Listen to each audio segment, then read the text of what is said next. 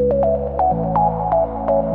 everybody, this is Mark from Altcoin Buzz, and I want to thank all of you for leaving positive comments during Shaylin's news segments on the technical analysis of the charts. That's making the separate segment possible. And what we're going to do is we're going to look at some of the coins that you've asked about and do a technical analysis on them looking at the charts. We'll also look at some of the tools that are used when it makes sense. We'll look at the news if there's anything that might be affecting the coin occasionally. And in a very short time, try and take a look at some of the coins that are moving and get an idea of where they're sitting at today. So let's get started. So I thought it might be good to start off with a little bit of framework to show you how I'm setting up the charts and a couple indicators that I use. I won't go through all the indicators on the other coins. I'll just kind of give you a summary of what I'm looking at overall because I use a number of indicators. So just in the interest of time, we won't go through one by one, but at least you'll get exposed to some of the things that I'm looking at. First of all, I'm drawing trend lines, and let's just start with drawing a trend line here so you can take a look at it. If we hit where the highs have been on Bitcoin since December, and we have quite a few confirmations on this line, you can see what we all knew, that we were in a bear trend, total down market, right? Now, when Bitcoin shot up the last couple of weeks, there were people saying, look, let's not get too excited down in here. We're still in a bear trend. Now, it looks like we might have turned that corner. There's a caveat to that I'll show you in a little bit, but you can see we clearly broken out of this trend line and we're on a different trajectory. So I'll remove that. So if we zoom in on where we're at right now, we've got two different kind of price action trend lines that we're dealing with. And if we look at the 1 hour chart, I'll show you how these came up. So when I'm looking at coins, I'm typically looking at them on a larger time frame because in my trading style, I'm looking for the big swings up and down. It gives me a lot more margin for error, if you will. I'm not trying to find the high spikes in an hour and the low spikes in an hour on a long-term coin that I'm holding. If I'm looking for an entry point, I might, but on a long-term spectrum, I'm looking at the big time frames, what you'll hear some people call higher time frames. But to get more information, I needed to look at the 1 hour just to see where these trend lines are going. Each one of these candles now, or hash marks, whatever you want to call them, we call them candles, represents now an hour. So on the other one, there were 8 of these in each one of the candles. And you can see as we draw this, we've got resistance up here, but our support is also basically in here on the top. And then we've got some resistance where that becomes resistance and then a support level down here. So we've got two trading areas that we're in this area, and then we might drop down into this zone, and then we come back up into this zone. So when we go back to our 8 hour chart, you can see how those lines, those don't change on this chart. I drew them on the 1 hour, but they transfer over to this 8 hour. So those are our trend, support, and resistance lines. And then in here, I've got some horizontal support and resistance lines that I'm paying attention to. And these were taken from the 1 hour chart as well. But the support line that I'm looking at is around $8,800. The resistance to that support line is around $8,900. If we break through this resistance level, my next resistance level that I'm looking at is around $9,100. And all of those are back in this area as well. So as I'm looking at this chart, and we'll get into the indicators in a minute, but as I'm looking at this chart, this is a very important time for us because we've been there before, not too long ago. And we rejected this area, this price area, and shot back down to $6,500. So this is a very critical time for Bitcoin to see if we can break out of this area and continue up this trajectory. So now I'm going to lay in some other information to try and help me get comfortable with where I think Bitcoin's going. One of the indicators that I use is an oscillator called the MACD. The MACD stands for Moving Average Convergence and Divergence. And so where on this scale do these lines converge and where do they diverge? I'm not going to go into the mathematics of how this oscillator is calculated, but what you should understand is just the basics of these moving averages here. You've got the orange line, which is called the signal, and then a faster moving average, which we use to see when that signal has been crossed over. The moving average is calculated up based upon how many of these hash marks or candles that we've told it to average out for us. Right now, this is set on the fast to a 9. So we take 9 of these candles and average out what those would be and then plot them on this line graphically. That plot keeps moving, so as we get another 8-hour candle, we'll factor that in and drop off the last candle and then plot it back down here again. When the blue crosses over the signal line, their fast crosses over the signal line, that means that kind of the short term, medium term price action is more to the negative side than it is to the positive side. When it crosses above the signal, when the fast crosses above the signal, then we've got more positive action going on in that price movement. We've got a zero line here. So on this oscillator, you've got a midpoint. These pink lines are what they call the histogram, which is basically showing us the distance between these two lines right now. And as it gets closer to the zero line, we're getting closer to where that convergence might happen. Now, the way I look at these is when these convergences are happening above this mid-level, I don't get quite as worried about the price dropping, which is theoretically what's going to happen when this crosses over, right? Versus when it's below this halfway point. I'm a little more concerned about how strong that price action really is when it's below this midpoint. So that's how I use the MACD. The other indicator that I use is the DMI, the Directional Moving Index. And this index gives me a positive directional moving index and a negative directional moving index. And so think about it as the green being the bulls and the reds being the bears. Who has control over this chart right now? And right now, the bulls have control over the chart.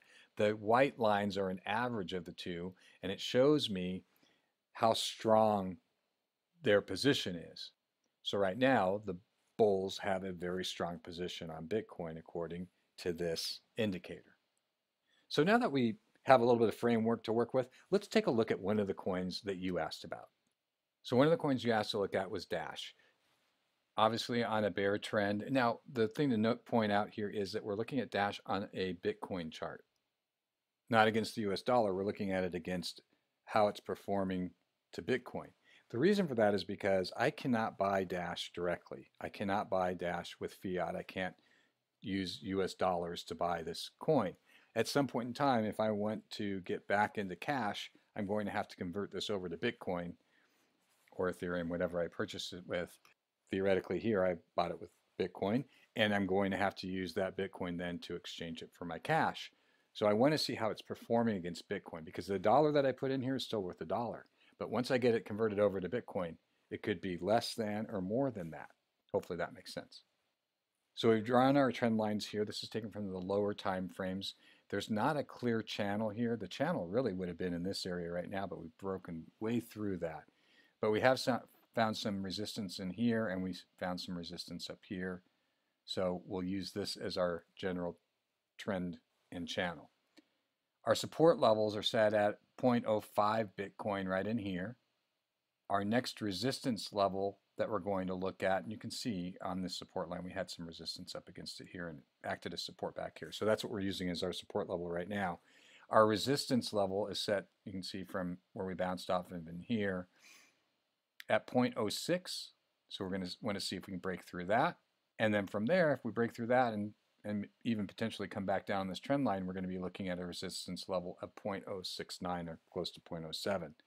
All the indicators on Dash look very positive right now. So that's Dash for you. So another coin that you guys asked us to look at was Blue. Now the difference here, you can see I'm not on TradingView, and the reason for that is because this coin is not being traded on some of the major exchanges yet, like Binance or Bittrex or someplace like that. And TradingView takes that data from the big exchanges, and that allows me to use that charting software. I don't have that availability with this coin, so I'm having to go to a different source. And I like using CoinGecko for this because it gives me some other information besides just looking at the chart like I would on CoinMarketCap. It's giving me the total liquidity pool that's available, and obviously, that's important if I want to make an exchange, right? There's got to be sellers on one side if I'm trying to buy and vice versa. So I'm interested in what that total liquidity looks like. It'll also tell me the basics of the market cap and the trading volume. And then of course it gives me a chart. I've got it set up on a 60-day right now. And one of the things that you can see in here on the price is we have these big spikes on the graph that happen in a very short time period. So one of the things that I'm looking at on this coin is it in a pump and dump environment, right? Where people are pumping the coin value up so that you and I get involved in it, and then they pull out their profits before you and I can react. And on this coin, it looks like it could be subject to some of that going on. I can also kind of look at just the general trend of the coin and see what's happening. And then I just have to scroll over to try and get an average of kind of where this coin is at. So on this coin, we're floating around 19 to 21 cents, it looks like, roughly, barring these big spikes that are in the chart. Now, it doesn't have a lot of trading volume, and that scares me because it won't take a lot to affect these spikes in the coin. The other thing that I can do is I can go to a max on the chart and just see how long this coin's been around. So we're looking back at November, end of October, that this coin was established. And if I don't see this coin getting onto a major exchange or hear about it getting onto a major exchange, this liquidity doesn't move up, the development on the coin isn't going anywhere by the next, or call it this November, then I'm wondering if this is a project that I want to be involved in. Now, on these small market cap coins, the risk and reward is very high, right? There's the possibility that it could get listed on an exchange, and the high on this coin has been as high as $2.20, and now we're sitting at roughly that 19-20 cent range. So could it get back up in here? Theoretically, it could. So you have to look at these. I'm just giving you a tool that I use, and you have to make a determination for yourself. Is this a project that I believe in? Do I want to be involved in this coin? Am I getting involved in it to make a 10x, 100x type of a return? Well, if you are, then you could be waiting for a long time, right? On those lower time frames where you're seeing those huge spikes, is this a coin that's being subject to pump and dump? And then you take all those factors and you put them together and you make your own decision. So that's blue. In the interest of time, we'll do one more coin and then we'll wrap it up here. A lot of you asked about Bitcoin Cash, so we'll take a look at Bitcoin Cash on the chart real quick. We are looking at Bitcoin Cash on the USD chart because we can buy this with fiat. You can see this price action on the 8-hour chart just going basically straight up and vertical. And we're trading right in this narrow channel. So to get some support lines, we really have to go back into April to get us some support and resistance, beginning of March, end of April. Our support level then comes in at $11.95, call it $1,200 if you want to. Our next resistance level is going to come in around $15.51, which is where we saw it near the end of April. All the indicators on this coin are very bullish. And based upon the 8-hour chart, we're not having any pullbacks. So I'm looking at this to see how it reacts against that resistance line. If we go down to the 1-hour chart, you can see a little bit better where that trading is happening in that channel. We do have some pullbacks there. So it looks like this resistance line is going to hold up. And it won't be too long before we test this horizontal resistance level again at the 1551. So we'll wrap it up with Bitcoin Cash. Well, that'll do it for today. And please, I hope this was worth your time. Hit the like button if it was. Also, leave some coins below that you'd like us to review, and we'll try and get to those. Also, follow us on Twitter at AltcoinBuzzIO or Instagram at AltcoinBuzz. We're also around on Discord and Telegram. There's an all-new Altcoin Buzz podcast that you should tune into and check out. Hit the post notifications so that you know when we come out with some good content that's new. And we'll see you the next time that we review some new coins.